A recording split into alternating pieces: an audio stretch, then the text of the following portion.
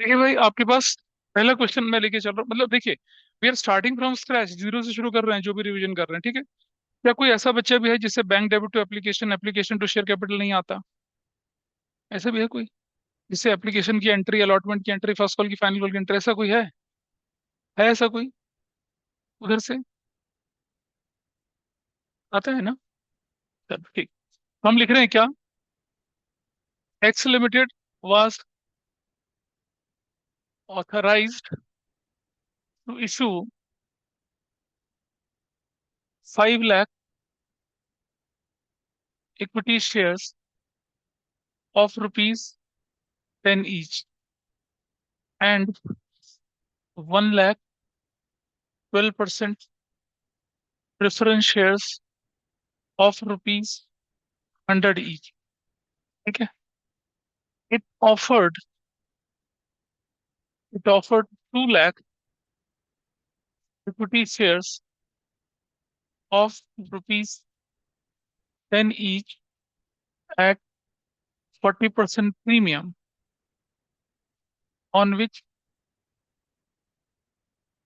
amount payable was as follows as follows. Application पर 2+1, allotment पर 3+1, first call पर 2+1, final call पर 3+1. Got it? it offered certain preference shares to the vendor at 25% premium. At 25% premium. ठीक है। For the purchase of a machinery worth rupees 20 lakh.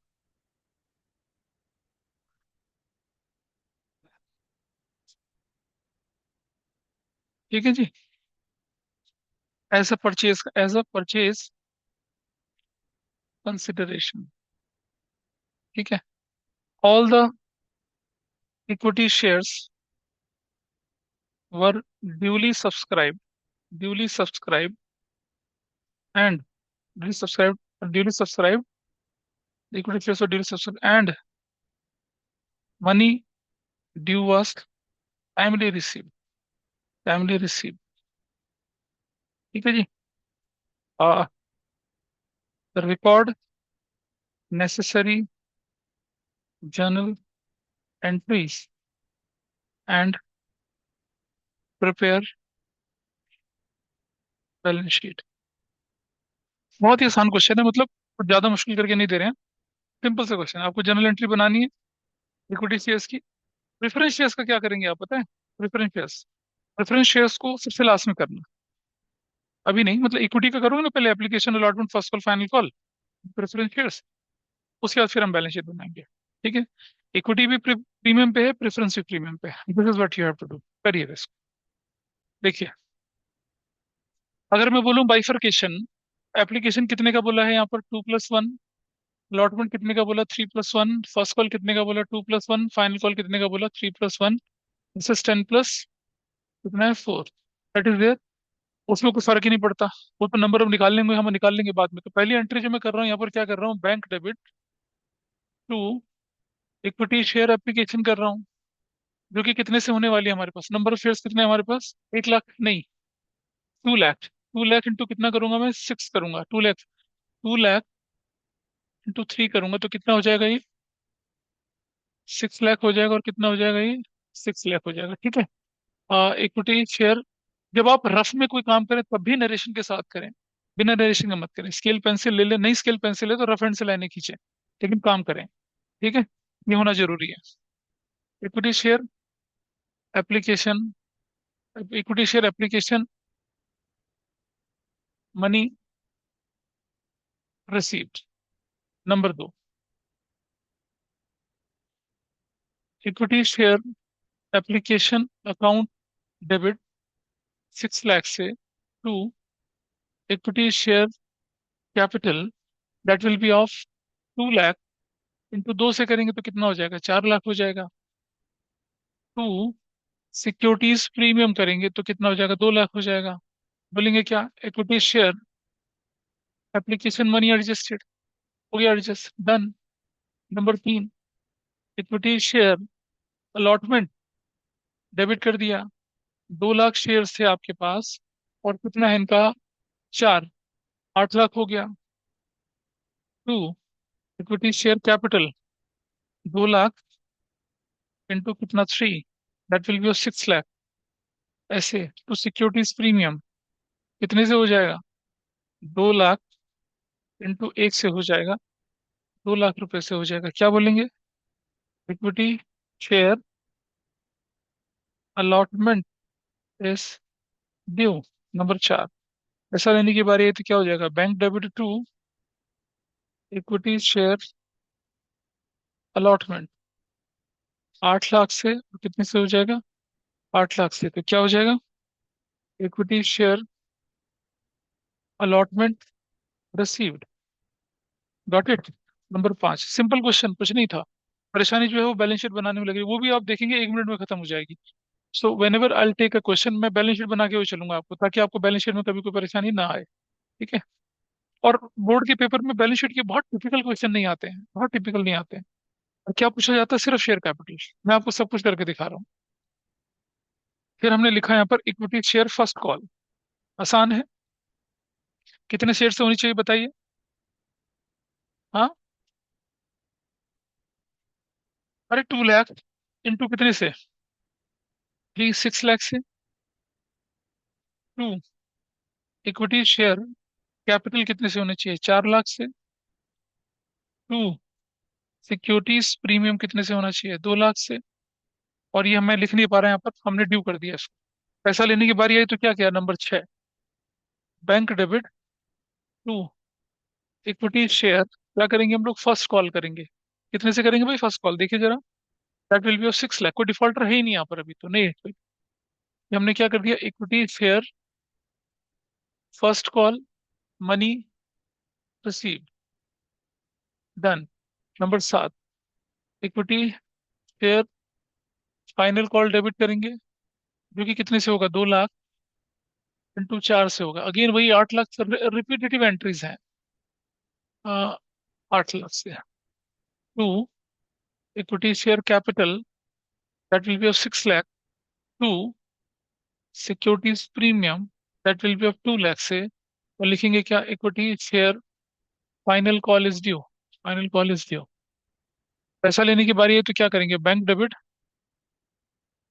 To equity share final call, 8 lakh से, और 8 लाख।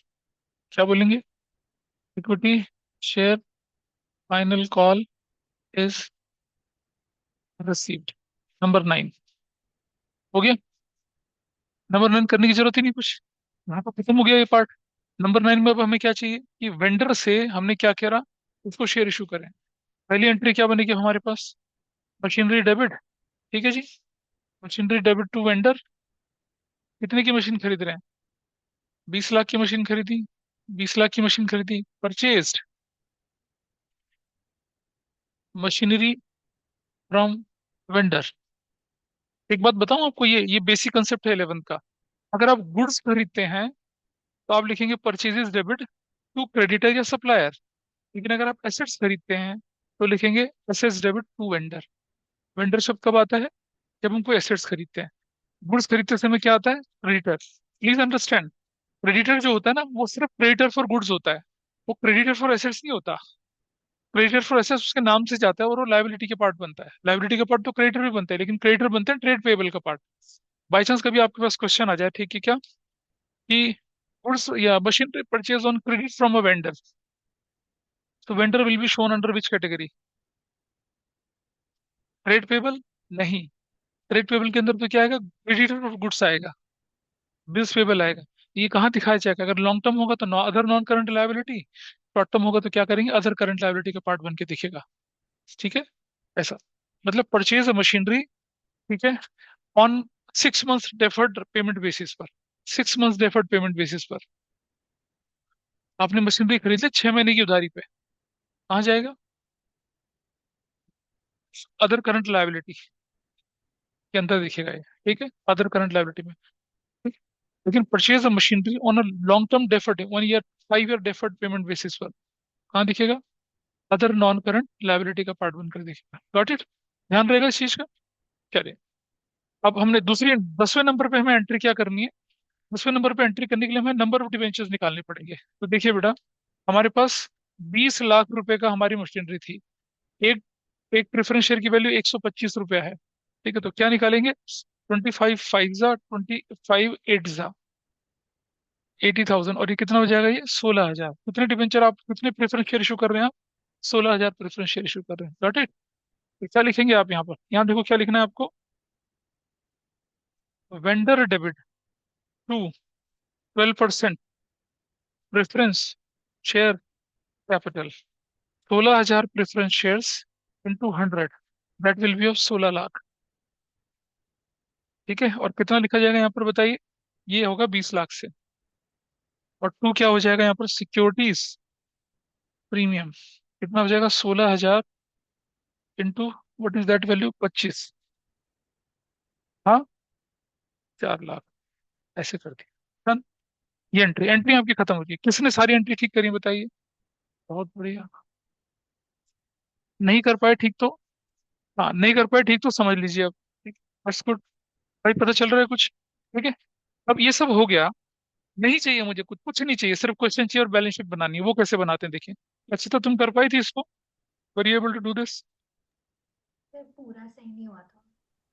कोई बात नहीं, अब देख लीजिए।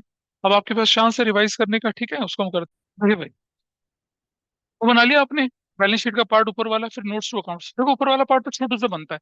अब जब हमें मालूम है कि बैलेंस शीट के अंदर क्या जाने वाला है, सिर्फ 4 हेडिंग जाने वाले हैं। शेयर कैपिटल जाने वाला है, उसके बाद रिजर्व सरप्लस जाने वाला है, उसके बाद क्या जाने वाला है? नॉन करंट एसेट्स जाने वाला है, फिर करंट एसेट्स जाने वाला है। ये तो जाने वाला है, तो हम बना लेते हैं पहले इसको। यहाँ पर हम लिख रहे हैं क्या? बैलेंस शीट ऑफ कौन सा लिमिटेड था ये? X limited.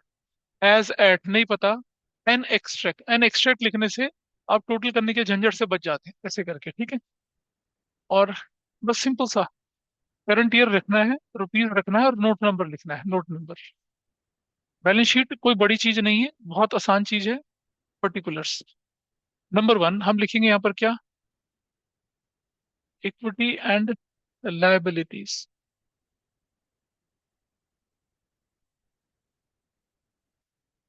Equity and liabilities, ठीक है। और इसके बाद क्या करते हैं आगे देखिए जरा। Share holders fund, share holders fund ऐसे लिख दिया। इसमें लिख दिया क्या? Share capital number 1। उसका लिख दिया reserves and surplus number 2। Total कर दिया, टोटल लिख दिया यहाँ पर, ठीक है। फिर दूसरे पे लिखा हम लोगों ने नंबर 2, असेट्स। असेट्स बेटा ये ना अंडरलाइन जरूर करा करिए, मतलब अंडरलाइन करिए ताकि पता चले क्या हो रहा है, अंडरलाइन करके, ठीक है, ऐसे करके। और इसके बाद क्या करना है, देखिए। Non current assets, non current assets बिल्कुल ठीक है, लिखेंगे हम यहाँ पर। क्या लिखेंगे हम इधर? Property, plant and equipments and intangible assets. ये लिखिए, हम क्या लिखेंगे यहाँ पर? प्रॉपर्टी नहीं, मशीन नहीं लिखते बेटा, यहाँ नहीं लिखते। प्रॉपर्टी प्लांट एंड इक्विपमेंट लिखते हैं, इक्विपमेंट्स, ऐसे। नंबर 3 ऐसे करना होता है। और फिर लिखते हैं हम लोग करंट एसेट्स, ठीक है। इसके अंदर लिखते हैं हम लोग क्या? Cash and cash equivalents number 4, और उसका टोटल, ऐसे, ठीक। चलिए इधर लिखते हैं notes to accounts, notes to accounts.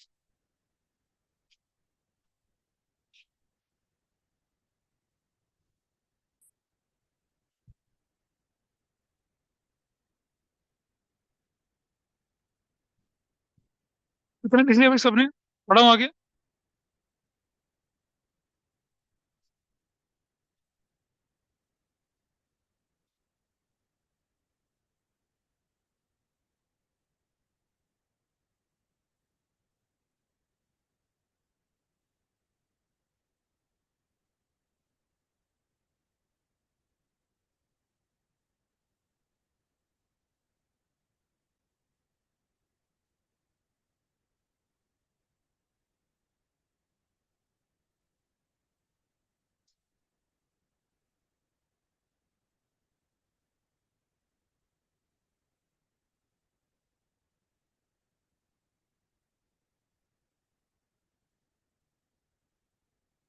Number one देखिए, नंबर,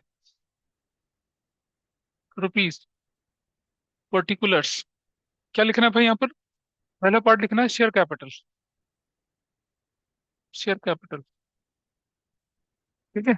और शेयर कैपिटल में क्या लिखना है बताओ? हाँ, ऑथराइज्ड शेयर कैपिटल, ठीक। ऑथराइज शेयर कैपिटल में क्या लिखेंगे, जरा ध्यान से देखना। कितने थे भाई ये? 5 लाख। बेटे यहाँ गड़बड़ होनी शुरू हो जाती है, अब ध्यान से देखना। Equity shares at the rate of rupees 10 each, ठीक है, ऐसा लिखना। अगर ऑथराइज ना गिवन हो तो क्या करेंगे? Dash equity shares at the rate rupees 10 each, ठीक है, ऐसा करके लिख दिया। कितना लिखेंगे भाई यहाँ पर हम लोग? 5 × 10 कितना हो जाएगा? 50 लाख। अच्छा, लाइन नहीं लगानी नीचे। अब लिखेंगे क्या? 1 lakh 12% preference shares at the rate of rupees कितना बोले? 100 ईच। तो भाई 1 लाख 10 कितना? 1 करोड़ हो जाएगा ये तो, है ना। इसका टोटल कर देंगे कितना? 1 crore 50 lakh. I hope this is fine. चलो जी, ऑथराइज शेयर कैपिटल, ठीक। अब आगे क्या लिखेंगे भाई, देखो जरा। आ, हाँ, इशूड शेयर, इशूड कैपिटल करो यार तुम, ठीक है, इशूड कैपिटल। कितने, कितने इशू करे थे भाई? 2 lakh equity shares at the rate of rupees 10 each. कितना लिखेंगे? 20 लाख। अच्छा, कुछ लोग क्या करते हैं, ये लाइन ही नहीं मारते हैं। अगर आप लाइन नहीं मारेंगे तो it will be the part of the total, it will be part of the total, ठीक है। 2 लाख। और नीचे वाला क्या लिखेंगे बताइए यहाँ पर?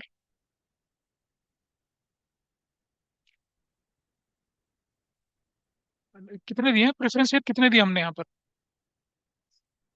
इशू कितने के प्रेफरेंस शेयर? तो इशू नहीं, प्रेफरेंस तो 16,000 इशू है। प्रेफरेंस शेयर कितने इशू है? सर 16,000 विद 16,000 बस।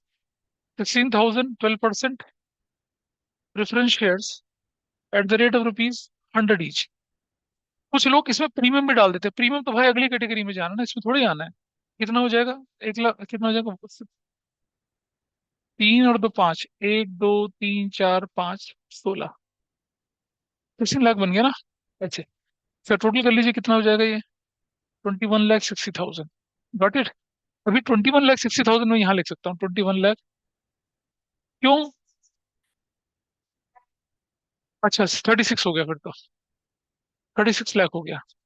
ठीक है, मैं 36 लाख, बिल्कुल सही है। चलो जी, हो गया। आगे चलें थोड़ा सा, आगे बोलूं?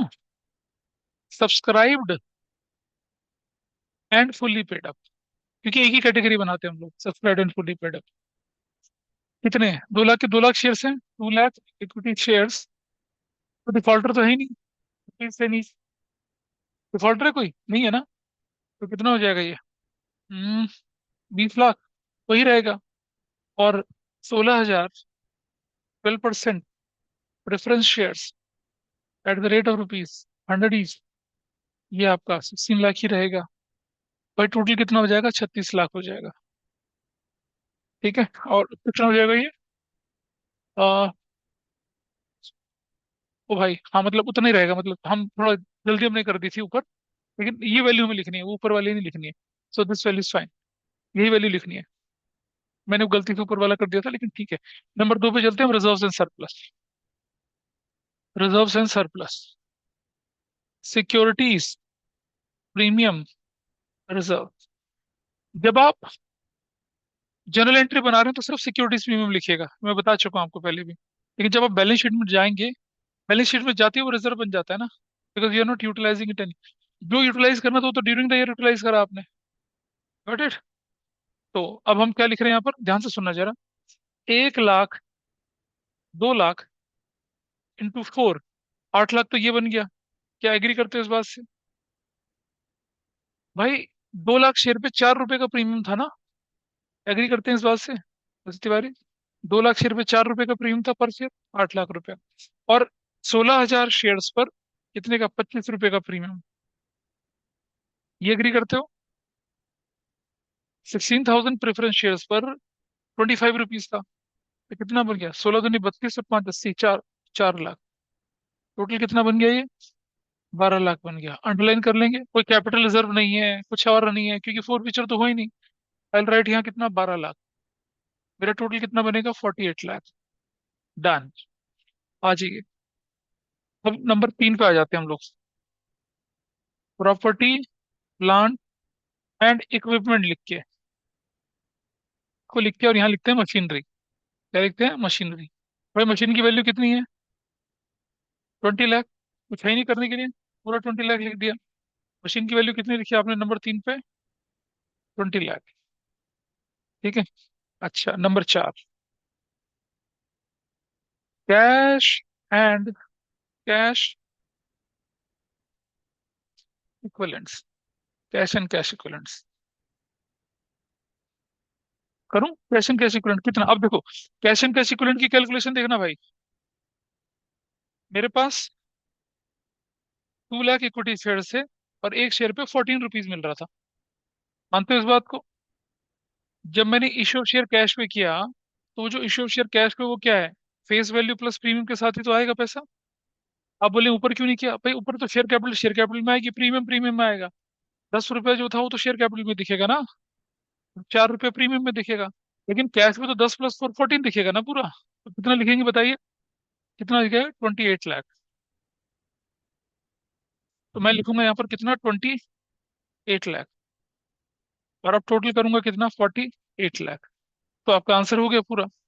बस आपको किस चीज का ध्यान रखना है अब, कि जब क्वेश्चन बोले कि सिर्फ शेयर कैपिटल दिखाइए, तो क्या होगा बेटा, सिर्फ इतना पार्ट, इतना दिखेगा यहाँ तक। जब बोले वो शेयर होल्डर फंड दिखाइए, तो इतना दिखेगा। और जब बोले पूरी बैलेंस शीट दिखाइए, तब हम पूरा करके दिखा देंगे। हाँ जी बेटा। As per accounting standard three, revised cash flow में होता है, यहाँ नहीं होता। हाँ। हाँ वो वही है। मतलब अरे भैया, पार्ट टू शेड्यूल 3, नहीं शेड्यूल 6 है ना उसकी तो। देखो, अरे फर्स्ट बुक में देख लो ना, पार्ट 3, ये देखिए लिखा हुआ है यहाँ पर। अभी तो पढ़ा चैप्टर 1 में, जो बैलेंस शीट का फॉर्मेट आपको बताया गया है। ये रहा पार्ट 3, शेड्यूल 3 है, sorry schedule 3 part 1। Schedule 3 part 1 में आता है क्या, बैलेंस शीट। शेड्यूल 3 पार्ट 2 में आता है statement of profit and loss. हाँ, और पार्ट 3 में आते हैं नोट्स, ये वाला पार्ट। इसे नोट कर लीजिए फटाफट से। अच्छा, कितने लोगों ने ठीक किया था इसे, कितने लोगों ने बनाई थी ये?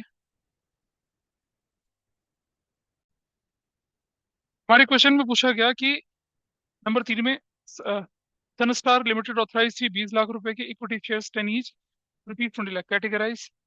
The company issued application for 60,000 share, application 58 की मिल गई, सारी कॉल कर ली, सिर्फ ₹3 2,000 शेयर पे नहीं मिला। खत्म, बस खत्म।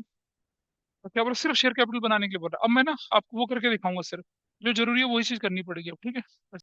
ये भाई रुक जाओ, कुछ नहीं बोला बनाने के लिए, क्या बोल रहा है, सिर्फ शेयर कैपिटल, हमारा काम बहुत आसान है। सीबीएसई का 2023 का आया हुआ क्वेश्चन है ना। अब आप देख रहे हैं क्या करना है, इधर हमारे पास हमने लिखा बैलेंस शीट ऑफ किसकी, sun star limited, as at dash an extract, ऐसे लिख दिया, ठीक है। और किसके हिसाब से बोल रहे हैं ये लोग, as per part 1 schedule 3 of the companies companies act 20, क्या है, 13, ऐसा ऐसे लिख दिया। ये पूरा बनता है आपका। यहाँ आपने क्या लिख दिया, यहाँ पर करंट ईयर रुपीज लिख दिया, इस तरफ चले आए, पर्टिकुलर्स लिख दिया, इस तरफ चले आए, नोट नंबर लिख दिया, ठीक है। बहुत आसान सा बात। हमने लिखा यहाँ पर क्या, number 1, equity and liabilities, equities and liabilities, ठीक है। शेयर होल्डर्स फंड ने क्या लिखा, शेयर कैपिटल, बस। Number 1, and forget it. ये इतना ही बनाना है आपको, जितना बोले जाए उतना बनाना है। आइए, नोट्स टू अकाउंट्स में चले आए, नोट्स टू अकाउंट्स में चले आए।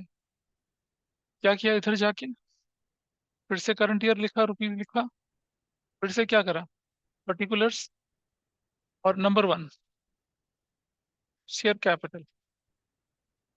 और यहाँ क्या लिखेंगे, देखो जरा इस जगह पे, भाई सुनो, यहाँ इस जगह पे ऑथराइज शेयर कैपिटल कितने ऑथराइज है बताइए। ₹20 lakh divided by 10, 2 lakh equity shares at the rate of ₹10 each, 20 lakh underline कर दिया, ठीक है। ऑथराइज्ड, इश्यूड शेयर कैपिटल कितने इशू है भाई? 60,000 equity shares at the rate of ₹10 each, कितना हो गया? 6 लाख अंडरलाइन कर दिया। इशूड के बाद सब्सक्राइब्ड एंड, सुनो, ध्यान से सुनना, फॉरफिट करें कुछ शेयर उन्होंने, फॉरफिट करें ना, फॉरफिट के बाद रीइशू करें, नहीं करें ना, तो subscribed and fully paid up, subscribed and fully paid up, जो पिछली क्लास में मैंने बना के दिखाया था, पिछली क्लास में जो बैलेंस शीट डिस्कस करी थी ना, कौन सी वाली? सैम्पल पेपर वाली, नहीं थी? चल अब छोड़ दे उसकी। तो मुझे बताइए कि सब्सक्राइब तो 58,000 हुए, और 58,000 में से 2,000 कट गए, तो कितना लिखेंगे? 56,000 equity shares at the rate of ₹10 each, कितना बनेगा? 50, 12340, 12340 और 56, 560, यही बना, यही बनाना। अब जो 2,000 शेयर आपने फोरफिट करे थे, वो उस पर पैसा कितना मिला था एक्सेप्ट एक्सेप्ट 7 में, मतलब देखो, ये थे आपके ₹10 के शेयर, ठीक है, ये वाला, ये हो गया रिसीव्ड, ये हुआ नॉट रिसीव्ड, ये नहीं मिला था, ये मिल चुका था, 7 मिला था, 3 नहीं मिला था। शेयर कितने थे? 2,000, 2,000 इंटू कितना? 14,000, 2,000 कितना होता है? 6,000, बस। ये फोरफिट में तो पैसा यही रहेगा आपका, तो क्या करेंगे आप यहाँ पर? प्लस फोरफिटेड शेयर्स, कुछ लिखने की जरूरत नहीं है, कितना? 14,000, ऐसे कितना हो जाएगा? 56,14,000, क्या बनेगा? 56,14,000, दैट्स योर आंसर, खत्म। हाँ क्या? नॉट फुली पेड अप कब आता? जब फाइनल कॉल न मंगवाते, तब आता। जब ₹10 के शेयर थे और फाइनल कॉल आपने ₹2 की नहीं मंगवाई, 3 की नहीं मंगवाई, तब नॉट फुली पेड अप आता। दूसरा, अगर ये 2,000 शेयर हैं, अगर ये फोरफिट ही ना होते, तब आता नॉट फुली पेड अप की कैटेगरी। तो आउट ऑफ 58, 56,000 शेयर तो फुली पेड अप है, पैसा वैसा सब मिल गया। 2,000 शेयर ऐसे थे जिन पर क्या हुआ था? पैसा नहीं मिला, और जिनको फोरफिट कर दिया, तो उनकी तो एग्जिस्टेंस ही नहीं कुछ। अब एग्जिस्टेंस नहीं है तो पराए घर में टिकेंगे वो, तो घर तो हमारे पास सिर्फ एक ही है ना, फुल्ली पेड अप वाला। अच्छा, अगर ऐसा होता, ध्यान से समझना, प्लीज अंडरस्टैंड यार, 58,000 शेयर्स, ठीक है, ध्यान से देखना बेटा, ये मैं मानता हूँ, क्या 56,000 शेयर्स फुल्ली पेड अप, क्या है ये? फुल्ली पेड अप, प्लीज ध्यान से देखना जरा, फुल्ली पेड अप। और ये 2,000 शेयर्स हैं, ठीक है, इन 2,000 शेयर्स में से 1,000 शेयर क्या हो गए? फोरफिट हो गए, और ये 1,000 शेयर जो थे, 1,000 शेयर नॉट फोरफिट है। ऐसे होता तो क्या होता? सब्सक्राइब्ड एंड फुली, तब मैं क्या करके दिखाता, देखो, तब मैं ऐसे करके दिखाता यहाँ पर, तब मैं लिखता क्या? Subscribed and fully paid up, कितना लिखता देखो जरा, मैं लिखता 56,000, 56,000 equity shares at the rate of ₹10 each, कितना लिखता? 5,60,000, ऐसे करके लिखता, डन। फिर बचते कितने? 1,000, ये फोरफिट हो गए, लेकिन ये इस कैटेगरी में नहीं आएंगे, क्योंकि इनकी दूसरी कैटेगरी यहाँ बची हुई है अभी। क्या लिखता मैं? Subscribed and not fully paid up, कैसे? 1,000 equity shares at the rate of ₹10 each, कितना बनता है? 10,000।